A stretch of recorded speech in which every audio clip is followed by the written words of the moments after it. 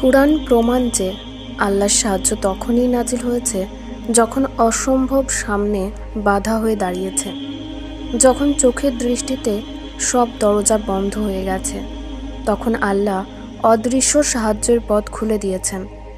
যখন দুনিয়ার সব বাহ্যিক উপায় ও মাধ্যম ফুরিয়ে গেছে, তখন আল্লাহ নিজেই উপায় হয়ে দাঁড়িয়েছেন। যখন চাওয়ার মানুষ ক্লান্ত হয়ে পড়ে গেছে, তখন আল্লাহ শক্তি হয়ে দাঁড়িয়েছেন। যখন ন্যায় অন্যায়ের পাল্লা অন্যায়ের দিকে হেলে পড়েছে, তখন আল্লাহ সুবহানাহু ওয়া তাআলা ন্যায় বিচার পাঠিয়েছেন। তাহলে কেন ভাবো আল্লাহর সাহায্য আসবে না? কেন ভাবো তোমার চাওয়া ফিরিয়ে দেওয়া হবে? তিনি তো রহমান, প্রতিশ্রুতি দিয়েছেন সাহায্যের। নিশ্চয়ই তিনি তার প্রতিশ্রুতি পূর্ণ করবেন। তাই নিজের অসামর্থ্য নিয়ে ভাবা ছেড়ে দাও। ভাবো তোমার আল্লাহ কি করতে পারেন। কারণ সাহায্য তো সেই দিক থেকে আসে যে দিক থেকে কোনো আশা থাকে না। তিনি সেই রব যিনি মাত্র কয়েক মুহূর্তে ভাগ্যের লেখা পর্যন্ত বদলে দিতে পারেন। জীবনে এক সময় আসে যখন সব কিছু থেমে যায়, সব পথ বন্ধ হয়ে যায়, সব সহায় সম্বল হাতছাড়া হয়ে যায়। সেখানে দাঁড়িয়ে মানুষ শুধু বলে, আচ্ছা যদি এমনটা না হতো, হয়তো আমারই ভুল ছিল, হয়তো এমনই লেখা ছিল। কিন্তু ভুলে যেও না, তোমার রব কিছুই ভুলে না। তিনিই তো তাকদির লেখেন। তিনিই যেখানে চান গল্পের মোড় ঘুরিয়ে দেন। তিনি যেভাবে চান ব্যবস্থাগুলো বদলে দেন। সফলতা ও তৌফিক এগুলো কেবল আল্লাহর পক্ষ থেকেই আসে।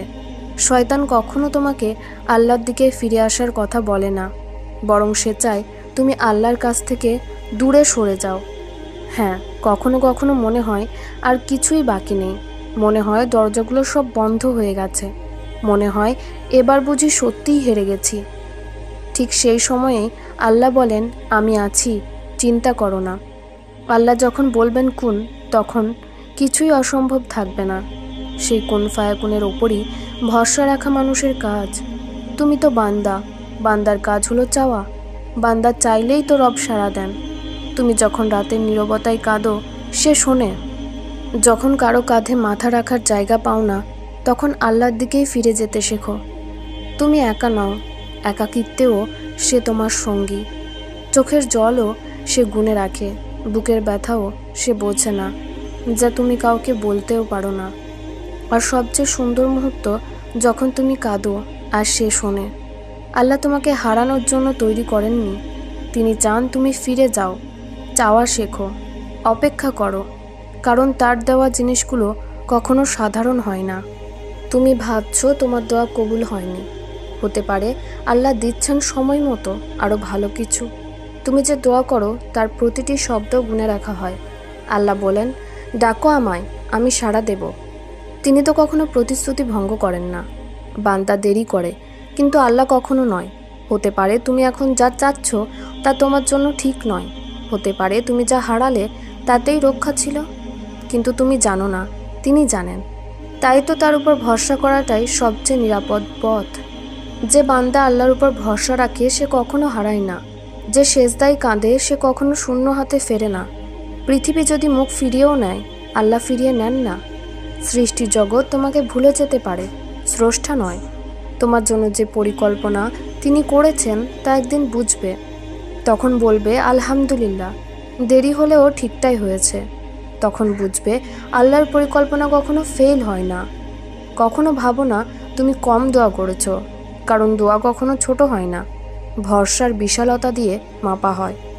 তুমি ভাবছো কেন তুমি পরীক্ষিত হচ্ছ, কারণ আল্লাহ তার প্রিয় বান্দাদেরই পরীক্ষা করেন। নবী রাসূলদের জীবনে দেখো, পরীক্ষার পরই এসেছে বিজয়। তুমি যদি হজরত ইউসুফ আলাইহিসসালামের মতো ধৈর্য ধরো, তাহলে তিনিও হজরত ইউসুফ আলাইহিসসালামের মতোই তোমাকে তুলে নেবেন। যদি হজরত আইয়ুব আলাইহিসসালামের মতো সব কিছু হারাও, তাহলে হজরত আইয়ুব আলাইহিসসালামের মতো ফিরে পাবে সবই। শুধু একটাই শর্ত, আল্লাহর উপর পূর্ণ তাওয়াক্কুল।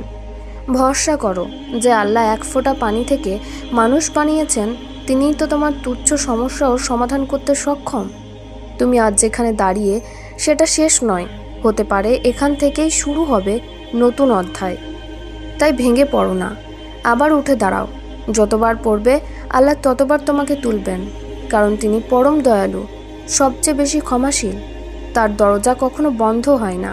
সে বলে, হে আমার বান্দা, ফিরে এসো। এমন ডাক কেউ কখনো দেয় না, কেউ ভালোবাসে না এত নিঃশর্তভাবে।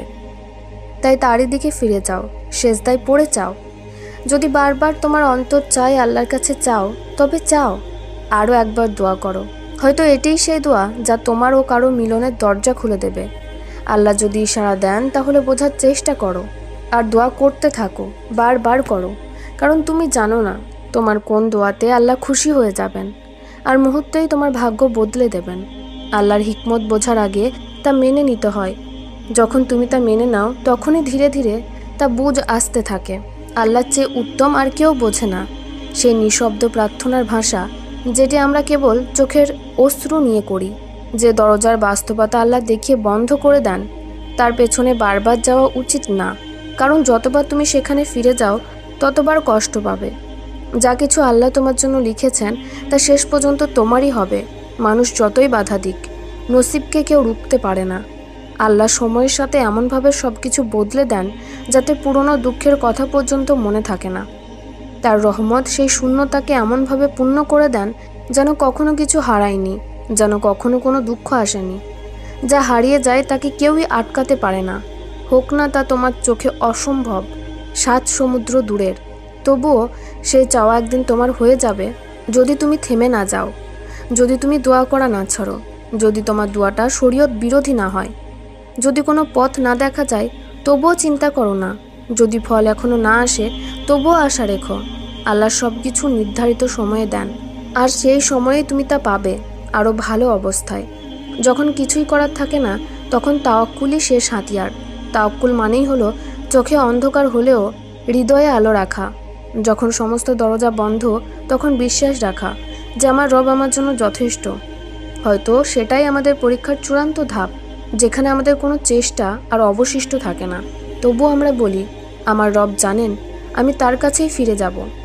হয়তো জীবনে হারানোর পরও আশা রাখা উচিত, কারণ আমাদের আল্লাহ সেই রব যিনি নিঃশ্বাসের রশিও নিজ হাতে রাখেন, যিনি মৃত্যুর কাছ থেকেও জীবন ফিরিয়ে আনতে পারেন। তাই দোয়া করতে থাকো, ভরসা রাখতে থাকো। কারণ যখন তুমি শেষ রাতে আল্লাহর সামনে কান্নাকাটি করে বলো, হে রব, তুমি ছাড়া আমার কেউ নেই, তখন আল্লাহ বলেন, বলো কি চাও, কেন কাঁদছো? আর তখনই তিনি তোমার সেই দোয়াগুলো কবুল করে দেন, যেগুলো তুমি ভেবেছিলে আর কখনো কবুল হবে না। হয়তো তিনি বলেন, নাও, আমি তোমার দায়িত্ব নিয়েছি, তোমার দোয়া আমার দরবারে পৌঁছেছে, এখন তুমি আমার বিশেষ অতিথি। তোমার এই পরীক্ষা ছিল শুধু বাহানা, তোমাকে আমি যেটা দিতে চেয়েছি তা অবশ্যই তোমাকে দেব। আল্লাহ তো এমন এক রব যিনি কিছুই ভুলে যান না। তবে তিনি তোমার দোয়া কি ভুলে যাবেন? তিনি তো তোমাকে 70 জন মায়ের চেয়েও বেশি ভালোবাসেন। তাই মনে রেখো, সূর্য উঠেই আসে, রাত যতই দীর্ঘ হোক না কেন, সব কিছু আল্লাহর হাতে। তার চাইতে বড় ক্ষমতার অধিকারী আর কেউ নেই। তোমার হতাশা দিয়ে কিছুই হবে না। তোমার সাহস করে উঠে দাঁড়িয়ে যাওয়াই তোমার মুক্তির শুরু।